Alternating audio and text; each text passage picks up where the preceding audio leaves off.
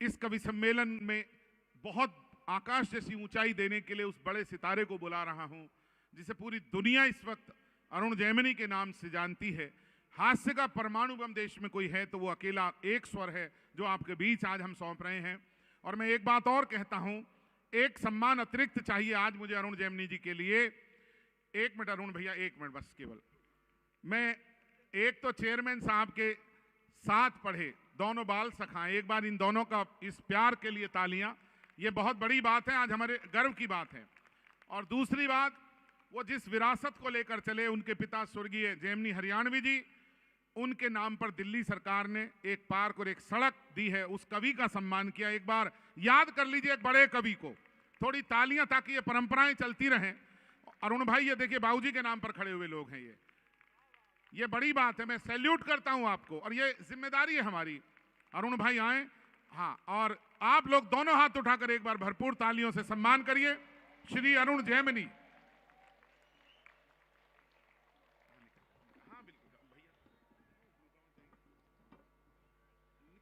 इन शानदार और जानदार श्रोताओं को प्रणाम करता हूं। बहुत सालों बाद ये आवाज कुछ यहां से ठीक आ रही है क्या? अच्छा, मुझे लग रहा है जैसे मेरी गूंज रही है, कहीं इसमें इको हो तो बंद कर देना भाई। आदरणीय RN वत्स जी, 1975 से 1980 तक हम एक ही कॉलेज में एक ही साथ पढ़े हैं और आज 5 साल उस वक़्त के बिताए हुए पल याद आ गए। इतने सालों बाद मिलना हुआ, मैं उनकी उपस्थिति को प्रणाम करता हूं। स्वागत है भैया। अंकिता जी ने बहुत बढ़िया प्रेम के गीत सुनाए आपको। पहले तो वो हिचकियां वाला कुछ था जी। जी जी, वो हिचकियों में मुझे याद आ गया, बोले मेरी हिचकियां रुकी नहीं रही, तुम याद कर रही हो किसी डॉक्टर को दिखाऊं। तो हिचकियों के मामले भी अलग अलग तरह से होते हैं। प्रेम के गीत लिखती हैं वो, मूलतः बिहार की हैं, लिख सकती हैं, हरियाणा वाला सोच भी नहीं सकता, क्योंकि हमारे यहां प्रेम ब्याह के बाद होता है ना जी। ब्याह से पहले प्यार कर ले तो हम तो पेड़ पे ही लटके मिलते हैं। लेकिन हमारे यहां प्रेम में भोलापन बहुत है। वो प्रेमी ने प्रेमिका से कहा, अगर तू मेरी नहीं हुई ना तो मैं तुझे किसी की नहीं होने दूं। बोले अच्छा तेरी हो जाऊंगी तो सबकी होने देगा।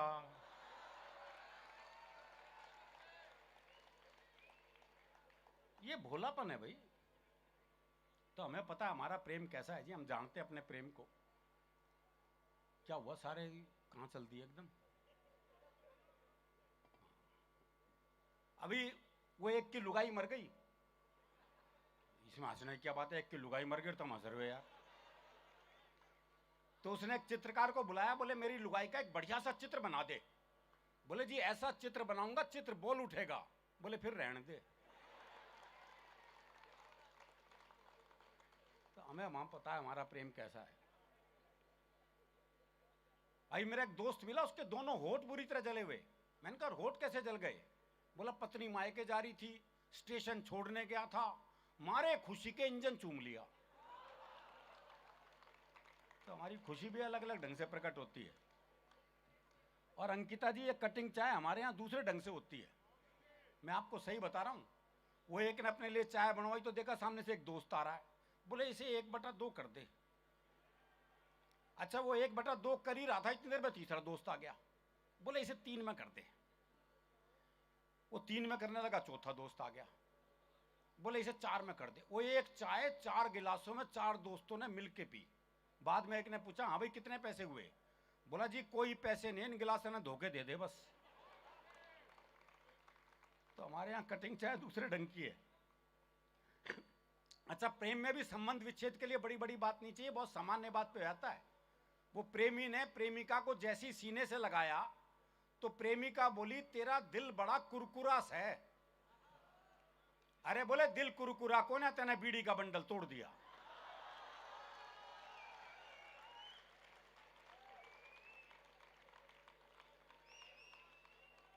और जो महिला पुरुष का जो औसत है, अब तो काफी सुधार हो गया जी हरियाणा में, वरना पहले पुरुष ज्यादा थे महिलाएं कम थी। अभी भी फर्क तो है लेकिन अभी भी कम, थोड़ा अनुपात ठीक हो गया। छोरों के ब्याह नहीं हो रहे भाई। वो एक का 40 साल की उम्र तक ब्याह नहीं हुआ, बहुत दुखी हो रहा था। अपने दोस्त से बोला, यार मने तो लगा मेरी वाली भ्रूण हत्या में मारी गई। नहीं, ये तकलीफ है जी हमारी, ये तकलीफ है।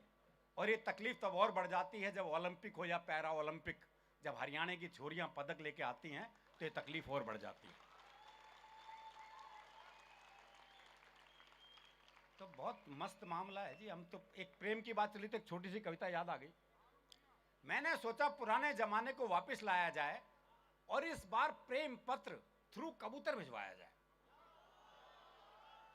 मैंने कबूतर के पंजे में चिट्ठी अटकाई और उसे बात समझाई, देखो भाई ये तो याद नहीं है कौन से प्यार की कौन सी चिट्ठी है। हाँ, कहां तक याद रखे भाई, ये तो याद नहीं है कौन से प्यार की कौन सी चिट्ठी है। पर तुम ऐसा करना, यहां से 5 गली छोड़ के 6ठी गली में जाना और वहां जो गुलाबी छत वाली गुलाबी सी लड़की है ना, नीलू, उसकी मम्मी को ये चिट्ठी दे आना। कबूतर बोला, हे आदिकालीन युग के देवदास, इस युग में भी चिट्ठियों से आस। अब मैं ऐसी फालतू उड़ान नहीं भरता हूं, मैं खुद अपनी कबूतरी को व्हाट्सएप करता हूं।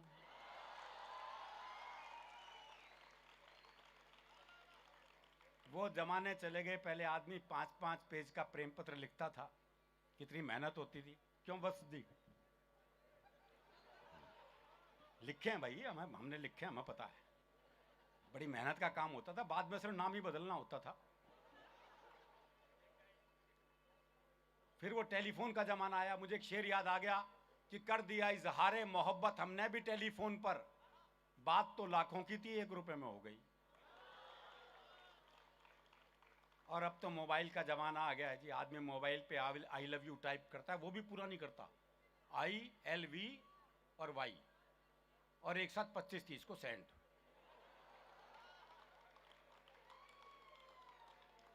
वो उदय प्रताप सिंह जी की 4 पंक्तियां हैं कि हर फैसला होता नहीं सिक्का उछाल के, ये दिल का मामला है जरा देखभाल के। हर फैसला होता नहीं सिक्का उछाल के, ये दिल का मामला है जरा देखभाल के। मोबाइलों के दौर के आशिक को क्या पता, रखते थे कैसे खत में कलेजा निकाल के। तो वो तो प्रेम अब रहा नहीं जी। तो जैसा प्रेम है हमें पता है कैसा प्रेम है। प्रेम की स्थितियां बिल्कुल बदल चुकी है। दरअसल क्या है, हरियाणा का आदमी बहुत सहज हास्य में जीने वाला हम जीने वाले लोग हैं। अभी कुछ दिन पहले ही घटना, मैं दिल्ली में अपनी कार से जा रहा था, एक रेड लाइट पे खड़ा था, वो बत्ती कब हरी होगी मुझे पता नहीं चला। कुछ सोच रहा हूँ ऐसा कभी आपके साथ भी हुआ होगा। तो एक मोटरसाइकिल आई घूमघाम के मेरे पास, मेरे कार का शीशा खटखटाया, मैंने शीशा नीचे किया, बोला इससे ज्यादा हरी नहीं होगी वो। तो ये जो सहज हास्य हमारे स्वभाव में है। कारण ये है कि हरियाणा का आदमी फुर्सत में रहता है, इसलिए हास्य रस में रहता है। वो एक ने रिक्शे वाले को आवाज दी, बोले खाली है, बोले हाँ, बोले आप फिर ताश खेलते हैं। तो इतनी फुर्सत जरूरी है जी। वो एक ने रिक्शे वाले से कहा, बोले स्टेशन चलेगा, बोले हाँ, बोले कितने पैसे, बोले 25 रुपए। बोले ये तो रहा स्टेशन। अच्छा, मैं पैसे कम कराने होते हैं, हम जगह को पास बुला लेते हैं। बोले ये तो रहा स्टेशन। रिक्शे वाला बोला हाथ नीचे कर ले वरना रेल के नीचे आ जाएगा।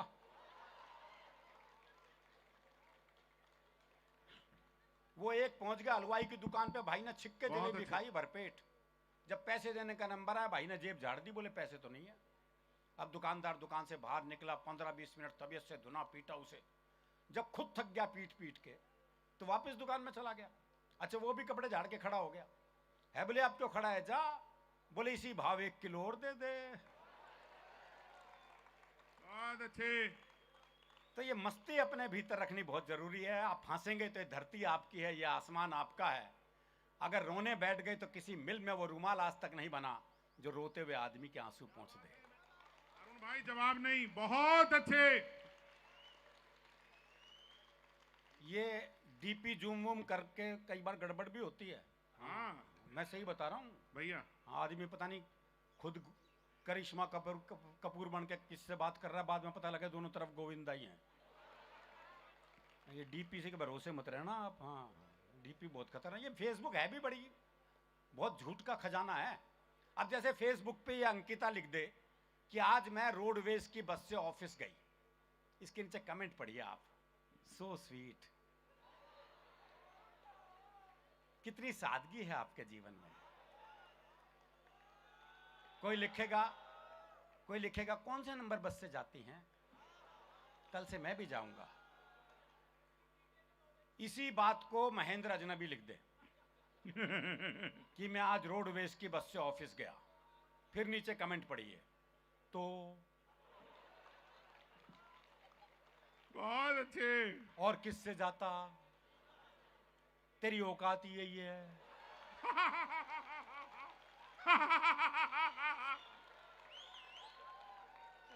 झूठ का मामला है फेसबुक का। जिंदाबाद अरुण। फेसबुक का मामला झूठ का ही मामला है, इससे बच के रहना भैया। भैया हाँ। जब ये प्रेम की चलिए तो प्रेम की कविता पढ़ दो। अभी दो कविता भैया। दो नहीं, एक। नहीं ऐसे नहीं। आप बताओ अरुण जेमनी से दो सुनोगे ना? तीन भैया, तीन। 8-10 तो सुना चुका। अरुण भैया आज अरुण जी हाँ। एक वो लॉकडाउन में जो लिखी थी वो छोटी सी वो पत्नी वाली, वो मेकअप वाली, वो जरा अच्छी एक टिप्पणी है। नहीं चलो, लॉकडाउन में दरअसल क्या है, बड़ी स्थिति हमारी विकट हुई थी। सबसे पहले हमसे कहा गया वर्क फ्रॉम होम। बताओ हम कैसे करें। हमारे लिए बड़ी दिक्कत हुई, तो मैंने वर्क फ्रॉम होम के तहत घर पर ही कविता सुनाई। ना कोई हंसा, ना किसी ने ताली बजाई, और ना ही कोई पेमेंट जेब में आई। कई कष्ट एक साथ थे जी। फिर मैंने अपनी दूसरी जेब से पैसे निकाल के खुद को पेमेंट दी। इस तरह वर्क फ्रॉम होम की औपचारिकता पूरी की।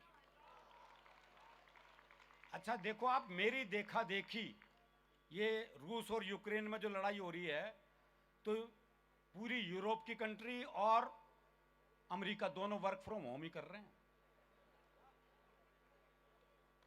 तो ये मेरी कविता का असर हुआ उन पे। सर ये बहुत बड़ा व्यंग है आपका। दोनों वर्क फ्रॉम होम कर रहे हैं। फिर दूसरी समस्या ये कि हमारे दूसरे तीसरे दिन सूटकेस लेके निकलने वाले लोग, वो 3 महीने पहले लॉकडाउन, 3 महीने बाद में घर पे पड़े। वो 3 महीने हो गए लगातार मैं अखबार पढ़ रहा, पत्नी इधर से उधर घूम रही और बड़बड़ा रही, बोले पता नहीं ये बीमारी कब जाएगी। नहीं पता नहीं, मुझे लग रहा था मुझे कह रही है, कोरोना को कह रही है। अच्छा वो 3-3 महीने ऐसे थे, बंद, सब कुछ बंद, बाहर बिल्कुल आप घर में ही थे उस वक्त, तो बाहर निकल ही नहीं सकते थे, सब कुछ बंद था। और वो चेहरा, एक ही चेहरा देख देख के बोरियत हो ही गई थी। पत्नी मेरा चेहरा देखे, मैं पत्नी का। तो मैंने सोचा कुछ पल अलग ढंग से जिया जाए और किसी महिला मित्र को वीडियो कॉल किया जाए। महिला मित्र, देखो कितनी बढ़िया कविता। बस कुछ तो परिवर्तन हो जी जीवन में। ये सोचकर मैंने अपनी सबसे सुंदर महिला मित्र को वीडियो कॉल मिलाया, लेकिन उसने फोन ही नहीं उठाया। थोड़ी देर बाद लैंडलाइन पर उसका फोन आया। मैंने फोन ना उठाने की शिकायत की तो उसने समझाया, देखो सारे ब्यूटी पार्लर बंद हैं, अपना चेहरा नहीं दिखाऊंगी, मैं भी भाभी जी की तरह चुड़ैल ही लग रही हूं, इसलिए वीडियो कॉल नहीं उठाऊंगी। बहुत अच्छे अरुण जी। और सर एक दृश्य आपको और दिखाता हूं कोरोना काल का। 22 मार्च जनता कर्फ्यू लगा था, आपको याद हो तो। अच्छा मैं दिल्ली में सरस्वती विहार में रहता हूं। मैंने अपने जीवन में पहली बार कर्फ्यू देखा था, आपने भी पहली बार ही देखा होगा। तो मेरा पहला अनुभव था जी, सुबह 10 बजे मैं अपनी बालकनी में आया, पूरा सन्नाटा, कोई आदमी नजर नहीं आ रहा। वो गली के कुत्ते बहुत परेशान थे भाई, उन्होंने भी कर्फ्यू पहली बार देखा था। अब वो कौन सा अलीगढ़, मुजफ्फरनगर या मेरठ से आए थे। क्या बात है, वो भी तो वहीं पैदा हुए थे भाई। बहुत अच्छी बात है। अच्छा क्योंकि सूंघने की शक्ति कवियों में भी होती है, तो मैंने कुत्ते की मनस्थिति सूंघी। वो सोच रहा था, लगता है सभी मनुष्यों को कुत्ता नगर निगम वाले पकड़ के ले गए।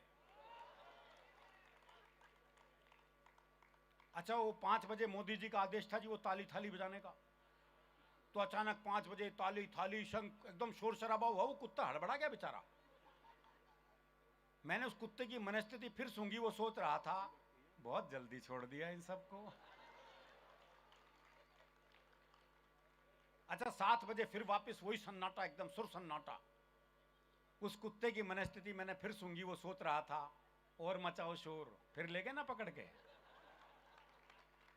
तो ये कोरोना काल के कुछ दृश्य आपको दिखा दिए हैं। एक कविता मैं सुनाता हूं, जब प्रेम की बात चली है तो एक हास्य रस की प्रेम कविता आपको सुनाता हूं। इसमें देखिए मैंने सौंदर्य वर्णन कैसा किया है। कमाल। जो लोग हिंदी साहित्य पढ़े हैं तो उनको आनंद आएगा इस सौंदर्य वर्णन में। जी भैया।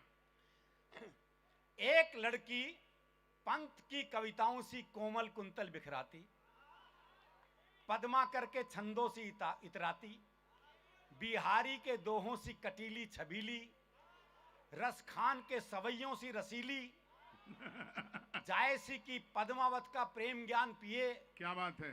प्रसाद की कामायनी का सौंदर्य बोध लिए, चेहरे पर दिनकर की कविताओं सा तेज, क्या बात है। और विद्यापति की राधा को अपने में सहेज, डीटीसी की बस में चढ़ी। बच्चे बहुत बढ़िया। वो कह रहे जी एक बार फिर से आपको बताऊं, खुर्जा के आसपास जो रामलीलाएं होती हैं ना, उसमें पंडित जी मंच पे खड़े होते हैं, वो बताते रहते हैं रावण तू ये कह, अंगद तू ये कह। तो रावण अंगद संवाद चल रहा था, पंडित जी ने अंगद से कहा अंगद तू रावण से कह कि हे रावण तेने सीता का हरण करके ठीक नहीं किया। सीता माँ जगत जननी है, वो हम सब की माँ है, राम साक्षात विष्णु के अवतार हैं, अभी भी समय है, तू चेत जा और माँ सीता को वापस लौटा दे, अगर तैने ऐसा नहीं किया तो तेरी खैर नहीं। अब इतना लंबा डायलॉग अंगद भूल गया। बोला हे रावण जैसे जैसे पंडित जी कह रहे हैं वैसा वैसा कर दे। बहुत अच्छे। हाँ वरना तेरी खैर नहीं। बहुत अच्छे भैया। ऐसी ऐसी लड़की डीटीसी की बस में चढ़ी। आफत का काम है पढ़ना भाई। वहां जाकर करीब जाकर डीटीसी की बस में चढ़ी, अचानक ब्रेक लगी और एक लड़के की गोद में जा पड़ी। बहुत अच्छे। लड़के को इतना आया स्वाद कि वो जोर से चिल्लाया ड्राइवर साहब धन्यवाद। आहा कमाल अरुण कमाल। वहां की ऑडियंस की लड़की बोली फालतू मत चिल्लाओ, उधर को सरको, अजीब बेवकूफ है, तेरे ऊपर गिरी मैं और धन्यवाद ड्राइवर को। प्रेम के इतिहास में यहां से शुरू एक नई खुराफात। ये थी हमारे हीरो हीरोइन की पहली मुलाकात। वाह। दोनों के दिन थे खेलने खाने के और ऊपर से दोनों हरियाणे के। दोनों के नैन मिले, कमल के दो फूल से खिले, नैन मिलते ही मुंह खुले और बातचीत का सिलसिला निकल पड़ा। बस तो डिपो में खड़ी हो गई और उनका प्रेम चल पड़ा। नए नए अनुराग में और जवानी की आग में एक दिन दोनों बैठे थे गांव से दूर एक बाग में।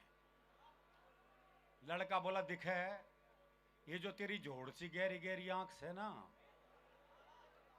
जी करेशन में डूब जाओ। क्या बात है। पर मैं क्या करूं, मैंने तो बापू से पहले ही कही थी मैंने तैरना मत सिखाओ। तैरना तो एक बलास है, तेरी आंख देख के पता चला डूबना भी एक कलास है। अरुण जिंदाबाद। तेरी आंख देख के पता चला डूबना भी एक कलास है। मावस की रात जिसे तेरे गाल और पूर्णमासी की चांदनी बिखेरते तेरे बाल। लड़की बोली रे क्यों आकाश में पांव धर रहा है, बाल की जगह गाल और गाल की जगह बाल कर रहा है। लड़का बोला रे के करा, तेरी सुंदरता देख के इतना फूल गया कि उपमाओं का क्रम ही भूल गया। खैर इधर ये बात मत करो यार।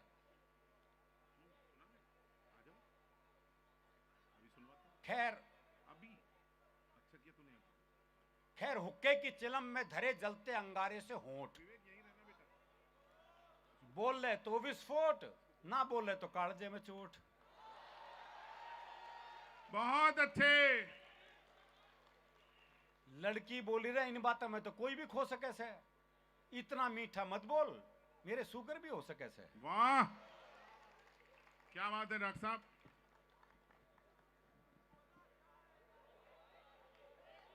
वो अपना काम कर रहा है भैया, वो शुगर में खोया हुआ है। गलत है ना यार ये। कुछ नहीं बस पहली बार लड़कियों की तस्वीर लेने का मौका मिला बेचारे को। उसका नाम कौशल है, पहली बार में पूरा ही कौशल दिखा रहा है वो। कहाँ था, मैं भूल गया भाई। नहीं बोले तो विस्फोट, ना बोले तो कालजे में चोट। लड़की बोले ना इन बातों में तो कोई भी खो सके से, इतना मीठा बद बोल, मेरे शुगर भी हो सके से। और कवियों के प्रेमी प्रेमिका बैठते होंगे सागर किनारे रेत में। हमारे तो हरियाणा के थे, बैठे थे, इसलिए बैठे थे गन्ने के खेत में। जिंदाबाद अरुण भाई, कमाल है आप। प्रेमी बोला आज तो जी करे से मैं भी थोड़ा झूम लूं, तू हाँ भरे तो तना चूम लूं। उसने यही सवाल पूछा 8-10 बार जी, पर बेकार। प्रेमी गुस्से में बोला बहरी है के? प्रेमिका बोली तू मेरे ऊपर गुस्सा क्यों उतार रहा है, मैं तो बहरी कोने पर तेरे के लकवा मार रहा है।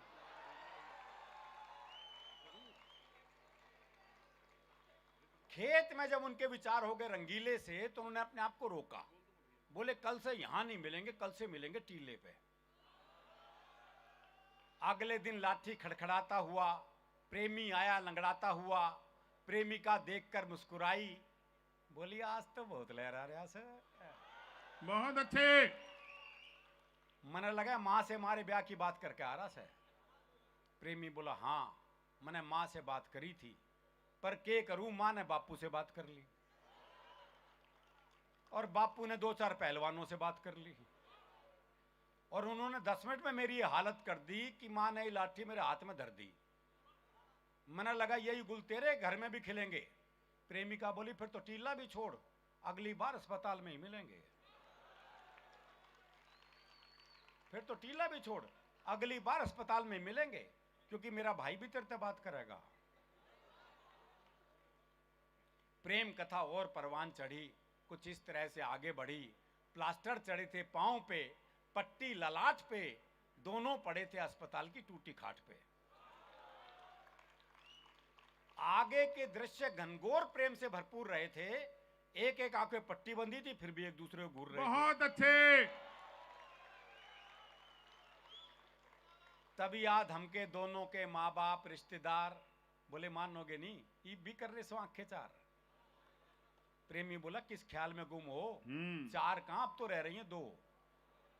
लड़के की मां बोली ये तो ना मानना है, तमी मान जाओ, ये तो पता नहीं के कर जाएंगे, जो ईप भी बाज नहीं आ रहे इन्हें दूर मत करो, ये बालक मर जाएंगे। भाई ये बहुत अच्छे अरुण जी, बहुत अच्छा। एक बार निवेदन करता हूं दोस्तों, ऐसी तालियां भाई अरुण जैमिनी के लिए दीजिए। ये डॉक्टर साहब मैं दरअसल इसलिए बोल रहा हूं कि 2 वर्ष के बाद पुनः ऊर्जा की तरफ हम आ रहे हैं और हम ऊर्जा बांटते हैं, तो ये जितना प्यार आप देंगे पूरे देश दुनिया को अरुण जैमिनी देने जा रहे हैं। तो अभी तक जिसने तालियां नहीं दी, एक बार दोनों हाथ उठाकर वो तालियां मिलनी चाहिए इसकी। दिल की गहराइयों से धन्यवाद पूरी टीम के लिए।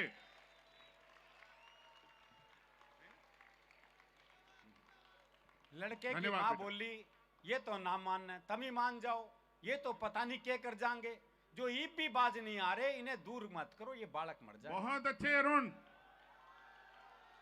लड़की के रिश्तेदार बोले ये कलेश फटाफट निपटाओ। देखो ब्याह को कलेश हरियाणा में कह सके हमारे यहाँ प्रस्ताव भी ऐसे रखते ना। वो एक लड़के ने एक लड़की से कहा, बोले मैं तेरे से ब्याह कराना चाहता हूँ, तो लड़की बोली पुराना तरीका है, किसी नए ढंग से प्रपोज कर। तो लड़का बोला ऐसा है, तू मेरे छोरे से अपनी चिता में आग लगवाना पसंद करेगी? जिंदाबाद अरुण। तो ये प्रस्ताव हमारे यहाँ संभव है जी। बोले चलो बाहर ना आवे, ये कलेश फटाफट निपटाओ, चलो बाहर ना चलो, हम अपनी छोरी ने ठा रहे हैं, तुम अपना छोरा ठाओ। अब उनकी शादी का आंखों देखा हाल दिखाता हूं, फिर एक स्त्री पड़े बताता हूं। कविता का अंतिम दृश्य है, देखो अब कविता भूल गया चक्कर में। हाँ मैं बताता हूँ, दोनों के हाथ बंधे थे, दोनों के प्लास्टर चढ़े थे। वो तो सब है। और बताओ कहाँ सुना? अक्षर अक्षर याद हो गया। नहीं मैं वहीं से याद करता हूँ। हाँ। लड़के की माँ बोली ये तो ना माने तभी मान जाओ, ये तो पता नहीं क्या कर जाएंगे, जो भी ये बाज नहीं आ रहे इन्हें दूर मत करो, ये बालक मर जाएंगे। हाँ। लड़की के रिश्तेदार बोले ये कलेश फटाफट निपटाओ, चलो बाहर न आओ, खत्म करें इनका राग, बाहर चौकीदार ताप रहा से आग। इन दोनों के वहीं फेरे करवाओ। ये बहुत अच्छी कविता है, क्या मोड़। इन दोनों के वहीं फेरे करवाओ, हम अपनी छोरी न ठा रहे हैं, तुम अपना छोरा ठाओ। अब उनकी शादी का आंखों देखा हाल दिखाता हूं, फेरे किस तरह पड़े बताता हूं। ध्यान से सुनो कहानी उस रोज की। दोनों के मामाओं ने पकड़ रखी थी बोतल ग्लूकोज की।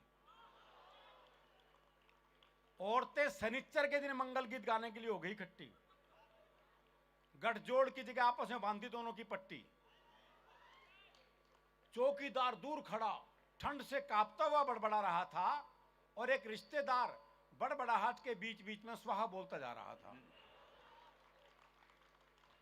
दूल्हा दुल्हन भी बिल्कुल नहीं शर्माए, दोनों एक एक टांग से फेरे ले रहे थे। बहुत अच्छे। इसलिए 7 की जगह 14 चक्कर लगाए। इस तरह दोनों को जिंदगी भर की जेल हो गई। वाह। और ये प्रेम कहानी भी और अन्य प्रेम कहानियों की तरह फेल हो गई। और ये प्रेम कहानी भी। बहुत बहुत शुक्रिया, बहुत बहुत आभार।